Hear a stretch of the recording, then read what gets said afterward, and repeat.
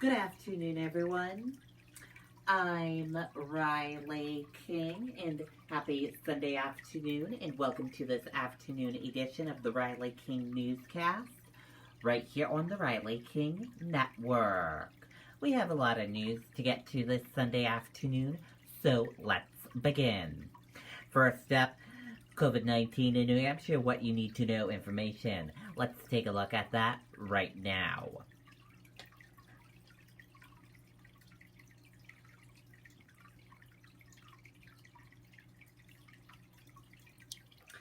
And here is a look at that information for all of you right now. There are 4,545 number of people in New Hampshire who have tested positive for COVID-19. 1,769,776 number of people in the United States who have tested positive. 242 number of deaths from COVID-19 in New Hampshire. 449 number of people who have been hospitalized with COVID-19 in New Hampshire. And 758 number of deaths from COVID-19 in the United States. And here's a look at this map of New Hampshire right here. Current cases in New Hampshire. Manchester, 407. And this map of New Hampshire right here shows you where total cases are in New Hampshire. Manchester, 1155. Now let's take a look at these three charts here. The first chart, new cases each day in New Hampshire in the purple, daily new positive COVID-19 cases. In the orange, new hospitalizations, and in the red are the deaths. And now let's take a look at this chart here, current cases. In the purple, total current COVID-19 cases, and in the orange, current hospitalizations. And let's take a look at this chart here, total cases. In the purple, total positive COVID-19 cases. In the orange, total hospitalizations. In the red, deaths. And in the blue, recovered. Now let's take a look at this chart here, age group of cases. Female and male of cases. And risk information. Let's take a look at this chart here, race/ethnicity of cases, hospitalizations, deaths, and percent of New Hampshire population. And let's take a look at this chart here, common symptoms, fever, lack of smell, cough, chills, and difficult breathing. How it spreads, and prevention tips. And be sure to stay with the Riley King Network for the latest of your COVID-19 information. New Hampshire lodging industry prepares to reopen with restrictions. Let's take a listen to that video from WMUR News 9, Siobhan Lopez.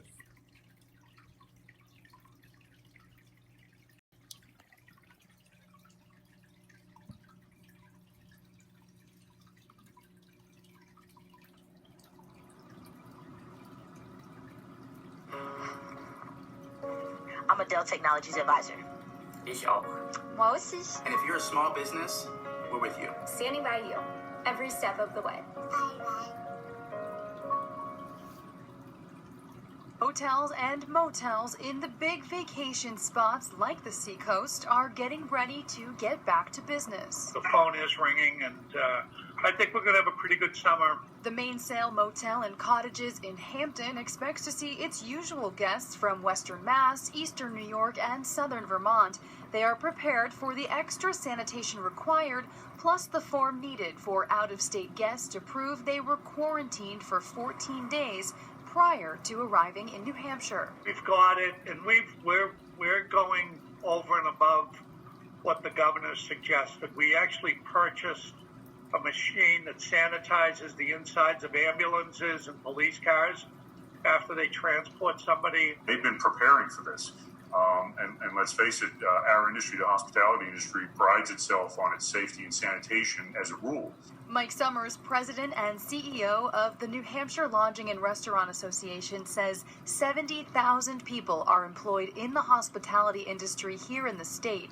Opening the hotels will help the other businesses that have been struggling. The state is heavily reliant on the rooms and meals tax. And so all of this, we're all symbiotic. We all work together in this. And so, we've really got to continue to make progress. Staff and guests must be screened by answering COVID-related questions, and everyone must wear a mask in situations where social distancing is not possible.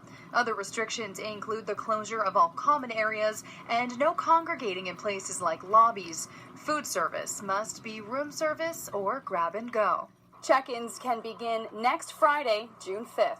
Reporting in Manchester, Siobhan Lopez, WMUR News 9. Okay, and there you go on that video and that report. Officials, 2 swimmers missing in Canterbury. Crews will continue searching along the Merrimack River this morning. Let's take a listen to this video from WMUR News 9.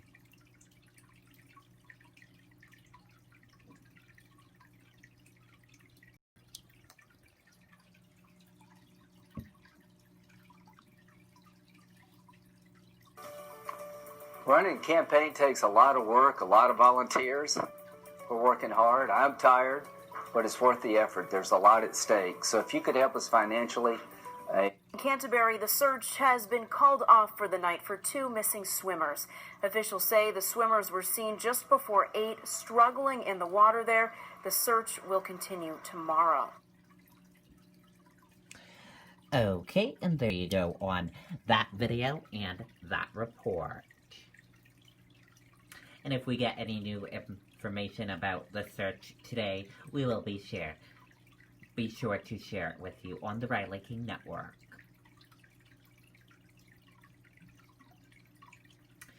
A 20-year-old woman loses brakes on Ohio interstate. Let's take a listen to that video from ABC News.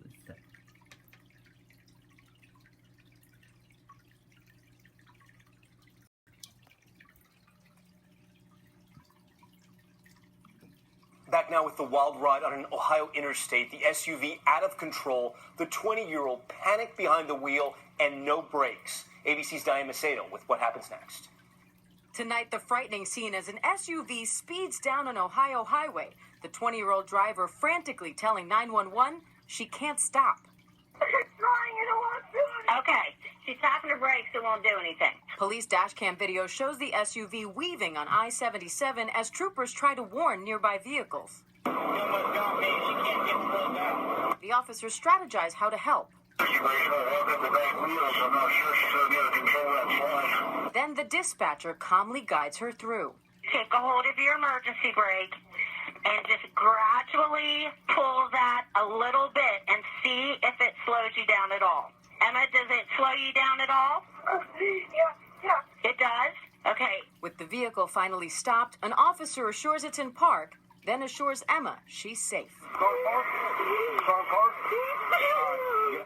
The Ohio State Highway Patrol is now commending the officers, the dispatcher, and the driver, saying thanks to them, there were no injuries and no damage. Tom? Yeah, great work all around. All right, Diane, thank you. Hi, everyone. Okay, and there you go on that video and that report. And that does it for our afternoon broadcast of the Riley King Newscast right here on the Riley King Network. Thank you for watching this afternoon. Have a great rest of your Sunday afternoon, and I'll see you back here later on today for another newscast.